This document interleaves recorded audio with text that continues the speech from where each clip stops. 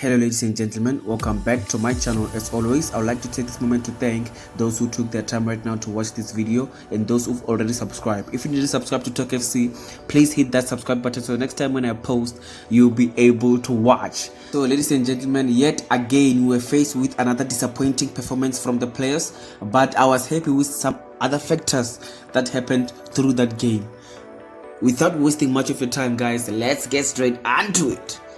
First and foremost, we're gonna be discussing about the first 11 that Midfield put in there to face Stellenbosch FC. Here is the starting 11. Bah!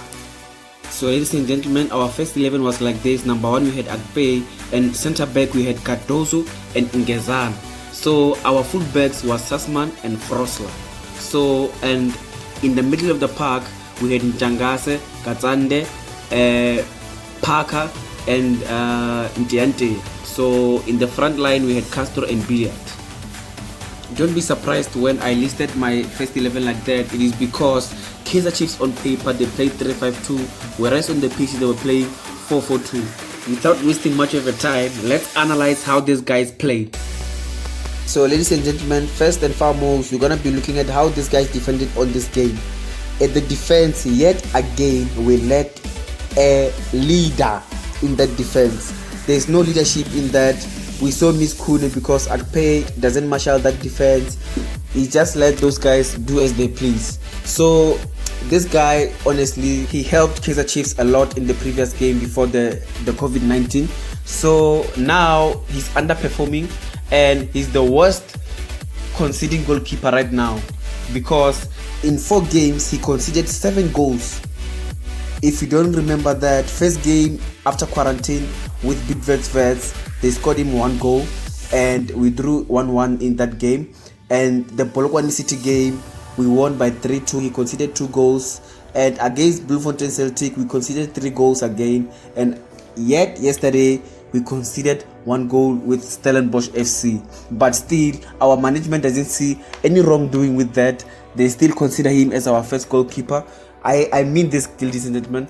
We need a leadership in that defense, and that leadership can be brought by Itumeleng khune, because he's so loud, he's so active. And yet again, when there is no Matoho in that defense like yesterday, we're still gonna see most of this kind of things happen. Yes, Akpe is a short stopper, but Itumeleng khune comes with many advantages. Like even on one-on-ones, Itumeleng khune can move from his line and defend, but Akpe cannot do that, unfortunately. So we need Khune in that first 11. People make mistakes and they rectify them. We need Khune now, because it is critical now. It is that time. We need concentration and we need experience. So Khune has all that. He will help us a lot in that defense. So in the middle of the park, Midfield decided to make some few changes. He brought in Njangase instead of Lebohang Manyam. So Njangase played a very good football yesterday, that he was linking with the defense and the attacking force. He was putting the right balls into the correct spaces, which I liked from Njangase, considering the fact that he has not been played for a long time. Even Midfield after the game, he came and said these following words. With the post-match interview, Midfield said Njangase is a player who's in the bubble with the Kaizer Chiefs and he deserves respect. And despite not believing it, he gets full my respect and every second of working with him, defended Midfield. And he further says, I know stories are there that I don't like this one or I don't like that one, but we try to have a ball player against the Leeds. In the particular because some players were not available. He didn't play for a long time and I was definitely not unhappy with him. He's a player, a ball receiver, more or less on the same level where we had Willard Katani. This was the part where I was really happy about Njangase, because it's been long that he haven't played. So he finally got a chance and he did prove himself that he can actually bring something on the table. So last night playing with Stellenbosch we conceded and this man came forward and equalized.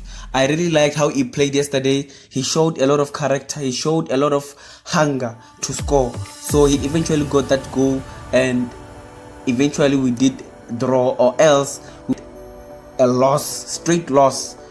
I didn't really like how Chiefs played yesterday because they were more of playing the similar football we saw in the previous matches. So something need to be done and change need to be done.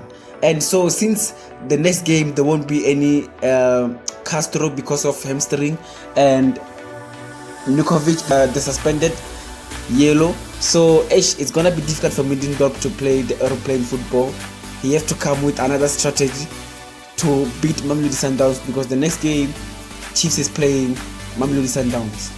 And without these guys, it's gonna be difficult for Midfield to beat Mamelodi Sundowns, because Chiefs, the ball that they used to play is the aeroplane football. And without these guys, we know there's no one to head, unless if Mator will be there for corners and all that. But going forward without corner or any set piece, we won't have any guys to head the ball. So we have to go straight to them with the ball on the ground.